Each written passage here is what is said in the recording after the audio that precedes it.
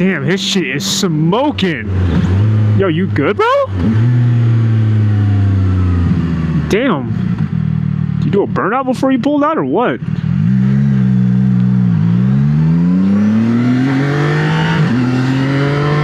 No, that's rubber. I can smell it. Anyways, good morning, guys. It's your boy Sharon Moto. We're out here enjoying the morning, honestly. The air is nice. It's not as smoky as it was. Temperatures are amazing. Sunlight is shining. Birds are chirping. And we're just running errands today. I'm going to help my brother with putting a ball joint in his lower control arm for his Mustang. Go from there, see how that goes, see how smoothly it gets. Hopefully we have all the tools. Tried doing it yesterday, didn't have all the tools. It's kind of stressful, kind of sucked, but you know, we're back at it again today.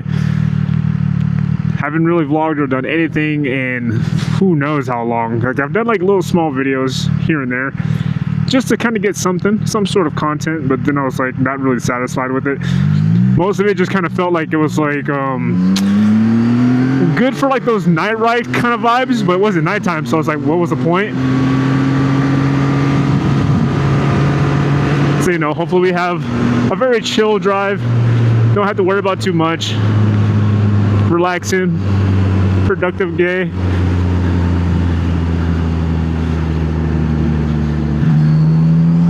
This bike feels so good.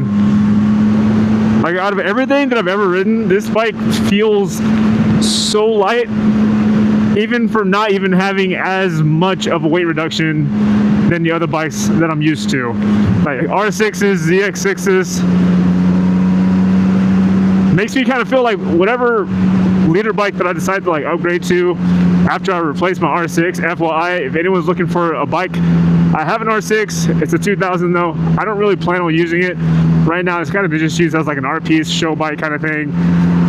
I kind of just change it up as I please, just you know, it's just something to look at this point. I don't really ride it too much because it motivates me to go fast, and there's no tracks around me, so it's really hard for me to just bring that bike out because of just how raw it is. Like, there's nothing that limits what that bike wants to do. It's power band, aggression, and then you just end up locking in, and then when I lock in, I don't necessarily pipe down, you know. So yeah, if anyone's looking for a bike, let me know. It's not a perfect bike. It's in better condition than what anyone would say. It has a rebuilt title only because I had to go through insurance. I had that bike chain incident where it broke and my chain guard broke off and my swing arm got hit. But the bike is perfectly fine. Other than like simple engine maintenance, oil change has always been good. This bike's been cleaned up. Aftermarket exhaust on it. Brand new brakes. Like all the way through. Rotors, pads, fluids. What else is it? It's been flushed. Fairings are good, has new frame sliders. Tires are at like 50% life. So like it's good enough for like the end of the season. But obviously, you know, during like the winter, you'd be able to figure out like, okay, cool, this is what it feels like now. This is how I want it to feel. Because for me, honestly, that bike feels amazing when you have the right tires on it. So if you wanted to put like some Bridgestone Battle Axe S23s or some Michelin Power 6s on it or something like that, those tires make that bike come to life. Like, it feels better being leaned over than it does standing up. And that's not saying that it being in a straight line doesn't feel good. It's just when you're on your side, you feel so planted because the bike communicates that it just wants to be there. So it's nice, it's addicting. But this bike is also the same way. And as far as like trying to compare them, there's really no comparison. The R6 is just a beast, a scary beast. It's like one of those, if you're already like going 2 speeds, it's like, you never know exactly what you're gonna have to deal with mainly because you can be like on the highway going a speed. If you downshift at all, you get out of a situation, it's not just a simple acceleration, it's this thrust, and it's aggressive of a thrust. Like you literally have to tuck like fully just to like get your thighs to grip the tank. You're putting yourself in this position where like every muscle is activated to be like, hey dude, that bike is going to leave you in the exact area you decided to pull the throttle in. That's what it feels like. It's not like a leader bike feel. It's one of those, I don't care about what your comforts are or your expectations. I have to go this way, and you're not going to stop me from getting that feeling. So the R6 just wants to be free. So if you want a bike, give me some offers. You can come look at it, you can ride it. It's a carbureted bike. I do need to sync the carbs. I do need to change the air fuel mixture screw on it because I just rebuilt it, but I haven't ridden it enough to know exactly what I want it to feel and sound like, mainly because it's been rebuilt. Everything in it is like replaced. Oil change is still good. So, and it just hit 30,000 miles. It just hit 30,000 miles. So it's not too bad, especially for how old it is. But if you just wanted something, there's your way. Oh, suspension, front forks needs to be rebuilt. That's it. I believe so. But it feels nice. I don't like the front feel of the suspension.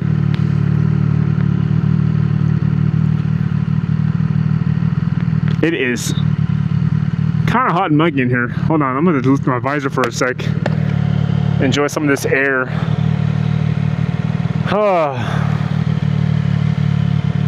So many lawn cutting services out too.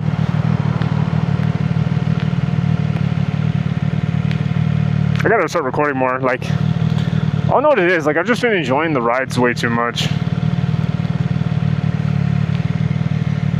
Lights green.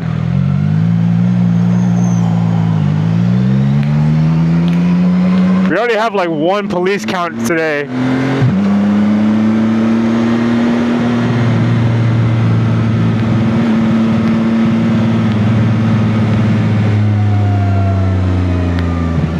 And hopefully there's not a lot of cops on the highway, because, I mean, there's been times where I've been like cut off and a cop kind of just looks at me, and then I look at the person who cut me off and look at the cop and just let them know it's chill, I'm aware, I'm out the way.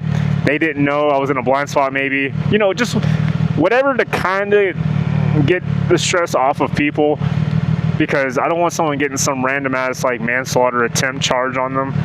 Like, if I'm in the wrong spot, I'm in the wrong spot. If someone's not paying attention, they're not paying attention. Like, I'll just pull up to them later and just be like, hey, make sure you look out for us, you know? Gotta be thoughtful about the community, because like, I'm not a hateful person.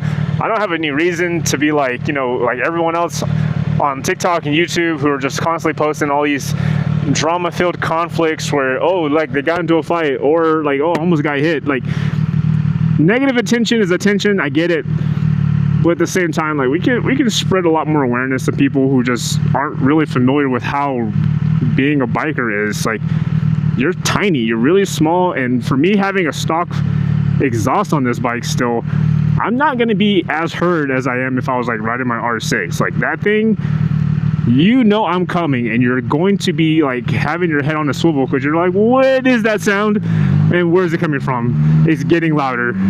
It makes you more aware. So people get annoyed with like loud bikes, but then you have to realize like that's kind of like that's like our mating call. Aside from having like headlights on 100% of the time, we don't really got much going for us.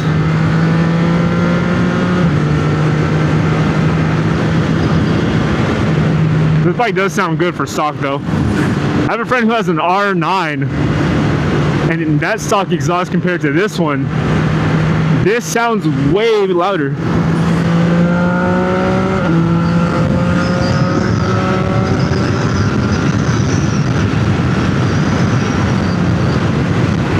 Gotta get around these peeps, you know?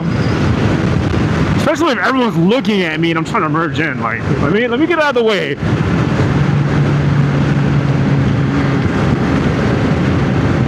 This bike does have like attractive get up and go. And I'm waiting for my new helmet to come in because it has better peripheral. The ones that I'm using right now, I have to turn my head and body way too much. And I can't just get like quick information like I would like to, especially, you know, being on the highway. Everyone has such varying speeds. Like you can see my speed. I'm not catching up to the truck in front of me, but I am passing by this guy in the third from the left lane. That semi is still kind of going pretty quick. Oh look, that guy's going quick too. Like it doesn't even matter. Like there's so many situations where like you'll see people get in trouble for like speeding, but I would say this would be speeding, but everyone else is going to be doing the same thing. And if cops are seeing like 90% of the roadways going a certain speed and they see little old me stuck between everyone, logically I'm not in a safe position to do anything less than what everyone else is doing, because if I'm not sticking with the flow, I could die. No, these guys are leaving me, and I'm getting stuck by semis.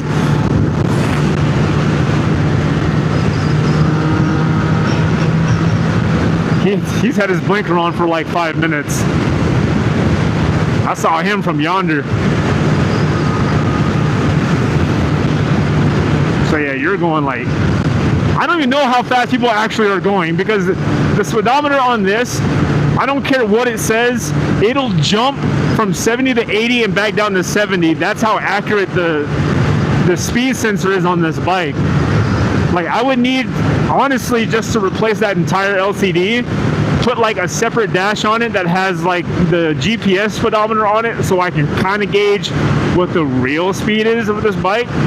Because I don't want people just thinking like, wow, you're going really fast. Like, no, I'm really not. Because like, if I'm using like Life 360 or my Google Maps, it'll tell me I'm going like 10 miles per hour slower than what my dash is saying. So like, don't get all hyped up and being like, wow, you're going so fast. Like, I'm really not.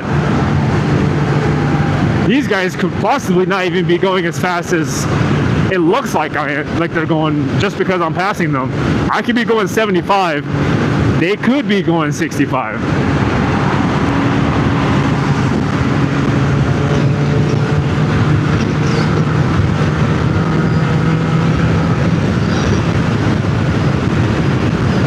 That's a long line of people.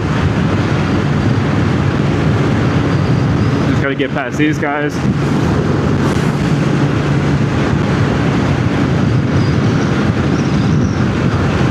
But no, this weather is actually very nice. The wind is perfect.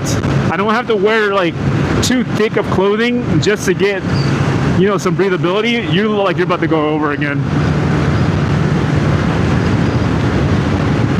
I can't predict all these people, because sometimes they will use a signal light, sometimes they won't.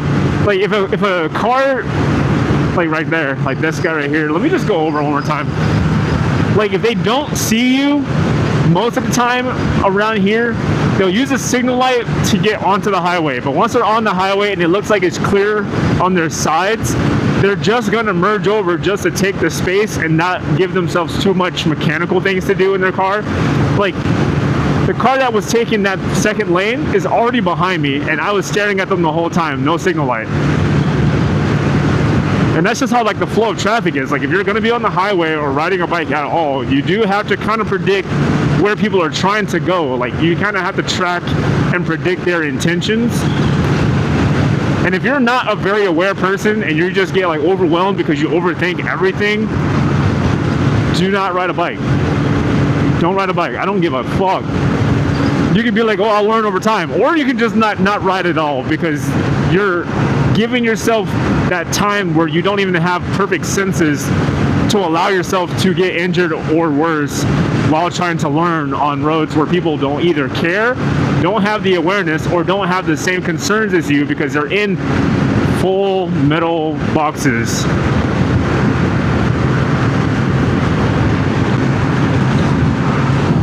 Look behind me on this guy.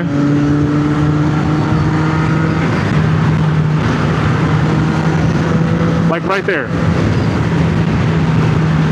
Like literally right there. I just had everyone merge into me.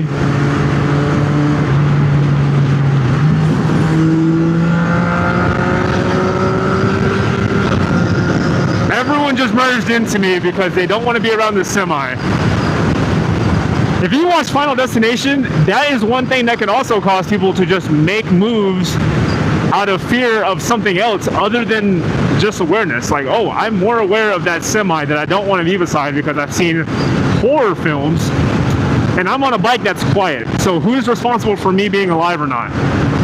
Me being aware and watching everyone else's intentions and looking at what the scene is. I'm constantly looking for all these openings in between cars, how much space I have. If they start moving and I see their tires start to go over like the lines in the middle of each lane, I need to start thinking at least 3 car lanes up ahead. Like, I'm looking at this Ford way in front of me because that's the most relevant information that I need in that moment. Like, he's slowing down, I'm right behind this Ranger, he's faster than that car, cool. Like, I see all these little zigzag areas and it gives me time if I need to, like, you know, drop a gear and disappear. Like, I know where I can go in a certain amount of time based on like my bike's acceleration. And if I have a faster bike like a leader bike, that prediction changes because now I'm not thinking 3 cars in front of me and maybe 5 cars behind me, because I never know who's flying behind me and catching up to me. But with like a faster bike, I can look more up towards, like, for example, like that Bronco that's passing the semi right behind a red Jeep. The faster the bike can go, the more time you need to plan ahead of you. Man has no gear at all. At all. And I think he's on the MT-09. No gear. He has a baseball cap on and some shades. You got it, bro. But hey, if you never ride afraid, you're a lot better than someone who's fully geared up and is scared for their life on every ride they take.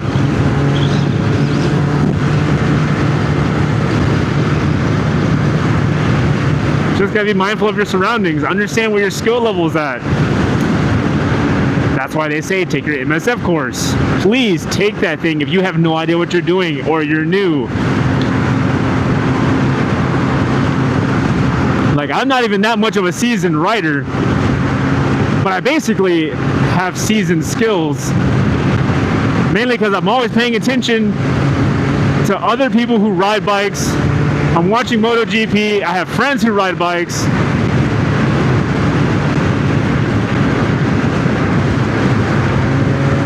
I'm gonna get ahead a little bit because this lane's gonna widen.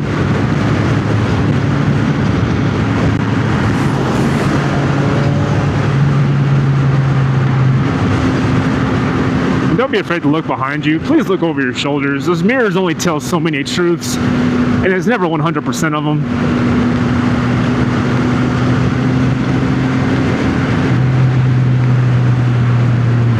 This bike is super comfortable though. I'm still trying to plan out like what my upgrade path is as far as like doing mods to this bike. And then once I get rid of my other bike, what's going to be replacing it? That's going to be a leader bike. Like, everyone's going crazy over S1000s and they have like easy loans, like easy, you know, loan options or whatever.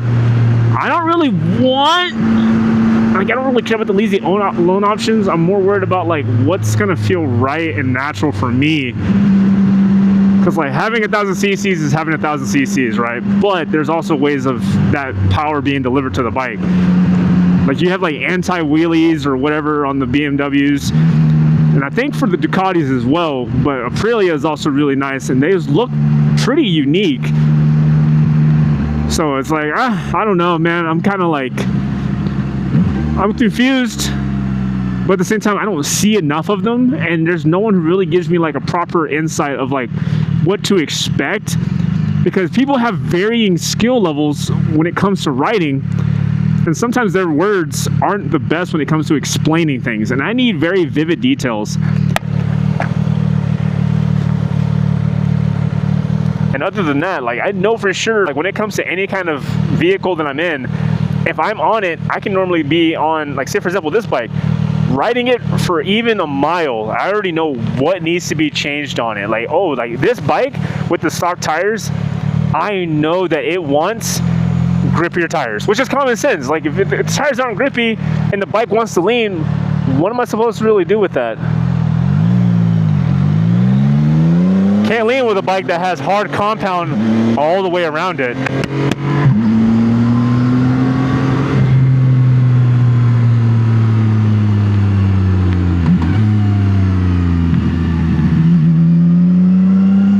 Still need to go to the gas station too, so.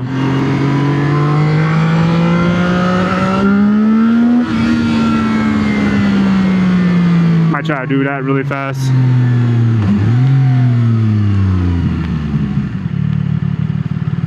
Hello, officer.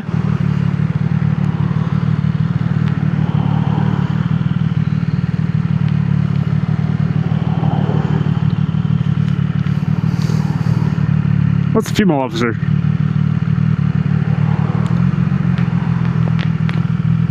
Come on, brother. I mean, I can be patient. I don't care. I'm chilling, talking to you guys.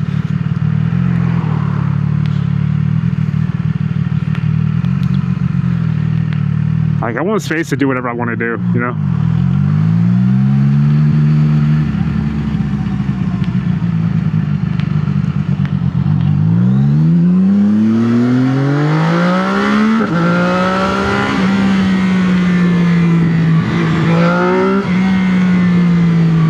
Oh my God, it sounds so good.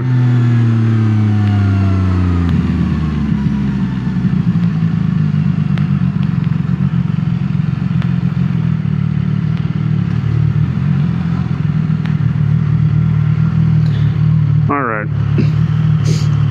I'm probably gonna make this the end of the video for now anyways. Hey, look, another cop. But yeah, a little bit of informative insight as far as the bike goes. Performance air intake, performance exhaust, you know, just anything aftermarket that's not gonna be too raspy. So if you have any suggestions of what's gonna sound nice for this bike, please leave it in the comments below. I already know DNA air filter is what people are going for right now as well for these, and then BT Moto tune, because I hear they have some pretty nice tunes and I really want theirs because it gets like the most power out of the bike. But other than that, I hope you guys have a nice rest of your day, and any questions that you have, leave them in the comments, because I do want to do like a Q&A video, and I'm just gonna, you know, have all the questions and stuff on my phone. I'll just answer them as I'm riding or whenever I'm like stopped or anything like that, and I will respond to those and answer those in the next video. Till then, appreciate you guys for watching. If you're brand new, hit that subscribe button, hit that like button, because it's gonna help with the algorithm. If you've ever read any of the new YouTube rules for outreach and growth and all the other fancy stuff, but I need it. I need that support. Love you guys. Catch you later. 2 wheels down. Peace.